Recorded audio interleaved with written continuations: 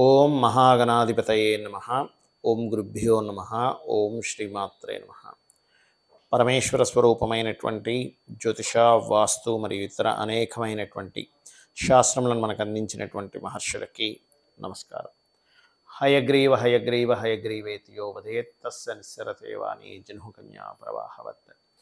అరుణాం కరుణాతరంగితాక్షీం ధృతపాశాంకుశపుష్పబాణచాపాం అనిమాదిభిరావృతాం మయూకైః అహమిత్యేవ విభావయే భవానీం. శ్రీమాత్రే నమః. ప్రేక్షకులకి ఆ లలితాంబిక అమ్మవారి యొక్క అనుగ్రహం పరిపూర్ణంగా కలగాలని మనస్ఫూర్తిగా కోరుకుంటూ ఇప్పుడు చెప్పబోయేటువంటి వార ఫలితాలు ఏవైతే ఉన్నాయో 22వ తేదీ నుంచి 28వ తేదీ మధ్యలో, ఇది 2 గ్రహాలకి మధ్యలో ఉండేటువంటి వారంగా చెప్పుకోవాలి దీన్ని. కాబట్టి ఈ వారం చెప్పేటువంటి పరిహారాలు కానివ్వండి, జాగ్రత్తలు కానివ్వండి, చాలా జాగ్రత్తగా పాటించండి. అదేవిధంగా చెప్తుంది నేనైనప్పటికీ కూడా చెప్పిస్తుంది సాక్షాత్ లలిత అమ్మవారిగా భావిస్తూ ముందుగా అసలు గ్రహస్థితి ఏ విధంగా ఉంది అనేటువంటి తెలుసుకుందాం. కుంభంలో వక్రించిన శని, మీనంలో రాహువు, వృషభ రాశిలో గురువు చంద్రుడితో 22వ తేదీ ఉంటున్నాడు. ఈ యొక్క చంద్రుడు కర్కాటక రాశి వరకు సంచారం జరుగుతుంది. అదేవిధంగా మిథున రాశిలో కుజుడు మరియు 22వ తేదీ బుధుడు సింహంలో ఉంటాడు, కానీ 23వ తేదీ రవి కేతువుల దగ్గరికి బుధుడు మారుతాడు. ఇక శుక్రుడు తులారాశిలో ఉన్నాడు. ఈ యొక్క గ్రహస్థితిని అనుసరించి ద్వాదశ లగ్నాల వారికి లగ్నం తెలియనటువంటి వారు రాశి నుంచి చూసుకోవచ్చు. వారికి ఏ విధంగా ఉండబోతుంది, ఏ జాగ్రత్తలు తీసుకోవాలి, ఏ పరిహారాలు చేసుకోవాలి అనేటువంటి విషయాన్ని మనం ఒక్కొక్కటిగా తెలుసుకుందాం. మీన లగ్నము, మీనరాశి. మీనం వారికి మీకు రాశిలో గ్రహణం జరిగింది 18వ తేదీ. కాబట్టి చాలా జాగ్రత్తగా ఉండండి. అనవసరమైన నెగిటివ్ థింకింగ్ చేయొద్దని చెప్పాను. ఇప్పుడు మీకు సప్తమంలో గ్రహణం జరుగుతుంది. అంటే ఏమిటి? మీనం వారు కానీ కన్యా రాశి వారు కానీ ఇద్దరు కూడా వివాహ నిర్ణయాలు, పార్ట్నర్షిప్స్ విషయాలు చాలా కేర్గా ఉండాలనేటువంటి చాలా స్పష్టంగా చూపిస్తుంది ఇక్కడ. అలాగే కొద్దిగా ఎవరికైనా గవర్నమెంట్ పీపుల్కి లేదా ఆదివారాలు లేదా మంగళవారాలు మనీ ఇచ్చేటువంటి విషయాల పట్ల కాస్త జాగ్రత్తగా ఉండండి. అదేవిధంగా షార్ట్ జర్నీస్ ఎక్కువగా ఉంటాయి. ఎప్పుడైతే లగ్నంలో చంద్రగ్రహణం జరిగిందో కాస్త ఎక్కువ తిరగడం అనేటువంటిది ఉంటుంది. తెలియని భయాలు కూడా ఎంటర్ అవుతూ ఉంటాయి దీనివల్ల. కాబట్టి మీరు దుర్గానామం చేసుకోవడం అన్ని విధాల ఉత్తమం. అదేవిధంగా మీకు చతుర్థాధిపతి ఎప్పుడైతే సప్తమ స్థానంలో ఉన్నాడో మీ యొక్క జీవిత భాగస్వామి ఉద్యోగ విషయంలో తొందరపాటు నిర్ణయాలు తీసుకోవద్దని చెప్పాలి. ఎనీ ప్రాపర్టీ తీసుకునే విషయంలో కూడా కొంత తొందరపాటు నిర్ణయాలు తీసుకోకూడదు. బికాజ్ ఆఫ్ ఇక్కడ మీకు ఆరవ అధిపతి అయినటువంటి రవి కేతుతో కలుస్తున్నాడు. దీనివల్ల ఏంటి? సహజంగానే మీనలగ్నం వారు, మీన రాశి వారికి పూర్వజన్మ కర్మ, తండ్రి తరపు బంధువులు లేదా తండ్రికి సంబంధించినటువంటి అంశాలతో మీ లింక్ పడి ఉంటుంది. మీ పూర్వజన్మ కర్మ అనేటువంటి దాని ద్వారానే కనెక్ట్ అయి ఉంటుంది ఎక్కువగా. కాబట్టి ఆ యొక్క విషయాల్లో మీకు ఈ ప్రభావం అనేటువంటి చూపిస్తుంది. ఇక వివాహ నిర్ణయాలు అయితే తొందరపడి తీసుకోవద్దని చెప్పాను. మరియు ఉద్యోగ అవకాశాల్లో మంచి ఉద్యోగం, బ్యాంకింగ్ సెక్టార్స్ కానీ, ఏదైనా ఫ్యాషన్ రిలేటెడ్ వాటిల్లో కానీ, ఎనీథింగ్ బ్యూటీ, మనీ, ఫైనాన్స్ ఇట్లాంటి వాటిల్లో ఆల్ ఆఫ్ సడన్గా ఉద్యోగాలు వచ్చే ఛాన్సెస్ ఎక్కువగా ఉన్నాయి మీకు. అంటే ఊహించరు, అబ్బాయి ఇంత మంచి ఉద్యోగం నాకు వస్తుందని ఎక్స్పెక్ట్ చేయలేదు అంటుంటారు. అలా ఆల్ ఆఫ్ సడన్గా, ఎందుకంటే మీ దశమాధిపతి 3లో ఉన్నాడు. 3వ స్థానం కానీ, అష్టమ స్థానం కానీ ఏంటంటే ఈ రెండు కూడా సడన్గా ఇన్సిడెంట్స్ ఇచ్చేవి. అందుకే దాన్ని మనకి ఆయుష్ స్థానాలు కూడా చెప్తుంటారు 8, 3. అందుకే చూడండి, ఆయుష్ స్థానం అనేది, ఆయుష్ అనేది మనిషికి ఎప్పుడైపోతుందో తెలియదు, అట్లా ఉంటుంటారు. అలా ఉంటుంది.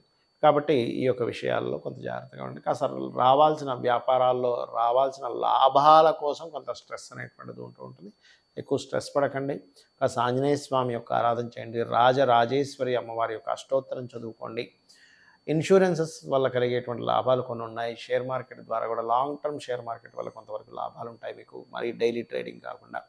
ఇక మీరు ఈ లగ్నంలో రాహు, సప్తమంలో కేతు ఉంటూ రవి చంద్ర గ్రహాలు, అంటే రవి చంద్రగ్రహాలు లగ్న సప్తమాల్లో గ్రహణాలను ఏర్పరిచాయి. కాబట్టి మీరు రవి చంద్ర రాహుకేతు గ్రహాల దగ్గర 40 రోజుల పాటు కంటిన్యూ కనుక చేసినట్లయితే అవయోగం అనేటువంటిది పోయి యోగం పడుతుంది. అయితే ఈ 2 గ్రహణాల మధ్యన వచ్చింది కాబట్టి ఒకటి గుర్తుపెట్టుకోండి, మనకి 18వ తేదీ చంద్రగ్రహణం అయితే 2వ తేదీ అంటే అమావాస్యకి, ఇక్కడ పౌర్ణమికి చంద్రగ్రహణం అయితే అమావాస్యకి సూర్యగ్రహణం ఏర్పడుతుంది.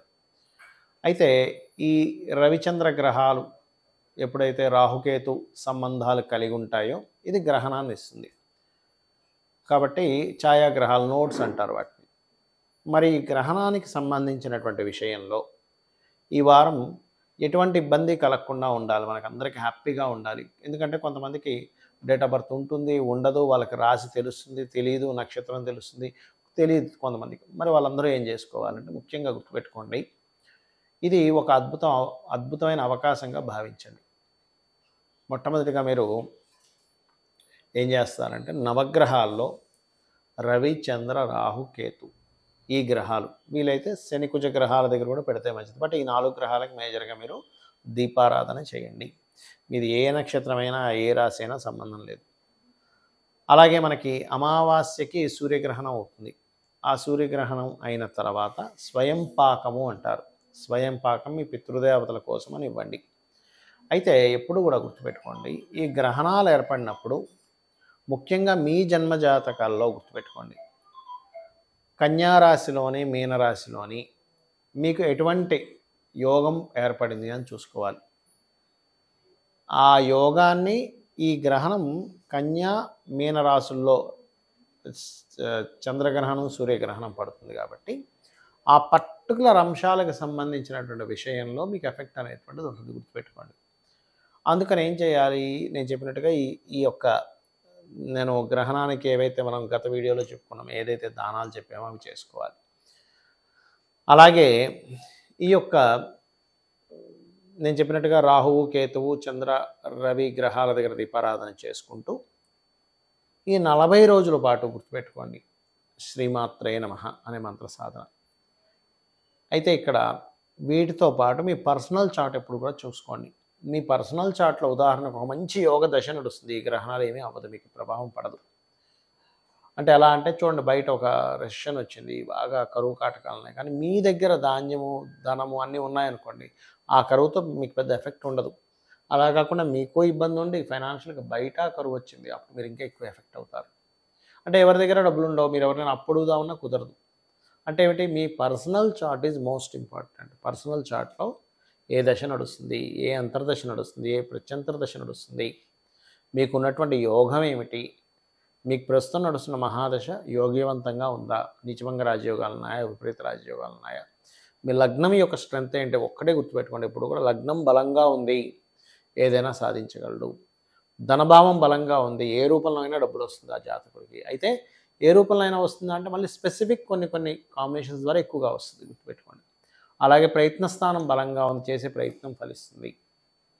కొంతమందికి ప్రాపర్టీసే వాళ్ళకు ఒక స్ట్రెంగ్త్, అంటే ఎక్కడ డబ్బులు పెట్టుకున్నా సరే అది పెరుగుతూ ఉంటుంది బాగా. అలాంటప్పుడు అలాంటి వాళ్ళు ఆ రూట్లో వెళ్తేనే చాలా బాగుంటుంది. లేదా కొంతమందికి విద్య, కొంతమందికి క్రియేటివిటీ, మరి కొంతమందికి జీవిత భాగస్వామి రావడం వల్ల కలిసి రావడం, మరి కొంతమందికి సంతానం తర్వాత కలిసి రావడం, లేదా కొంతమంది నిత్యము వాళ్ళు ఎప్పుడు వర్క్లో ఉండే వాళ్ళు బాగా సక్సెస్ అవుతారు. అలాగే కొంతమందికి షేర్ మార్కెట్, అయితే చాలా తక్కువ మందికి షేర్ మార్కెట్ అనేది కలిసి వస్తుంది. అది చాలా రేర్ కాంబినేషన్. 25, 8, 11 కాంబినేషన్ ఏర్పడుతూ అది నీచభంగ రాజయోగము, విపరీత రాజయోగం ఖచ్చితంగా ఉండాలి అక్కడ. అదేవిధంగా వృత్తా, వ్యాపారమా, ఇన్వెస్ట్మెంట్స్ చేస్తే బాగుంటుందా, ఎప్పుడు చేయాలి, విదేశాలకు వెళ్తే బాగుంటుందా, ఇక్కడ ఉంటే బాగుంటుందా అనేటువంటి అంశాలన్నీ కూడా మీ యొక్క జన్మజాతకంలో నిక్షిప్తమై ఉంటాయి, గుర్తుపెట్టుకోండి.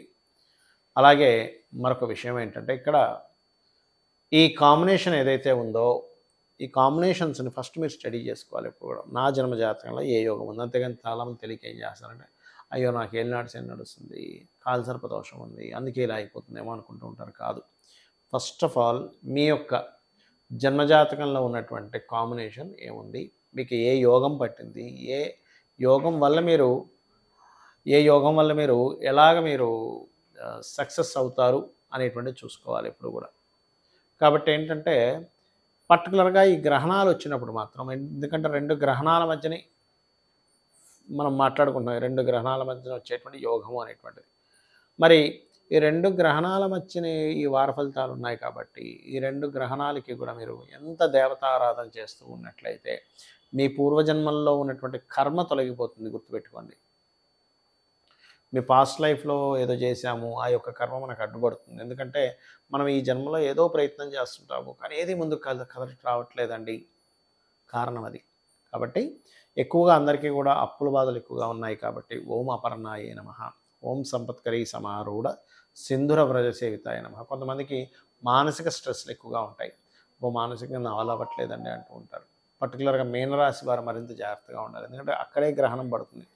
కన్యా రాశి వారికేమో సూర్యగ్రహణం పడుతుంది కాబట్టి వీళ్ళు పర్టికులర్గా భానుమండల మధ్యస్థ భైరవీ భగమాలిని అనే నామాన్ని కన్యారాశి వారు ఎక్కువగా చేయాలి సూర్యగ్రహణ సమయంలో.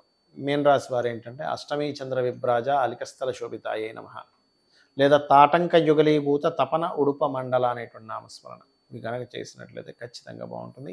ఆ యొక్క అమ్మవారి యొక్క అనుగ్రహం మీకు కలుగుతుంది. శ్రీమాత్రే నమః.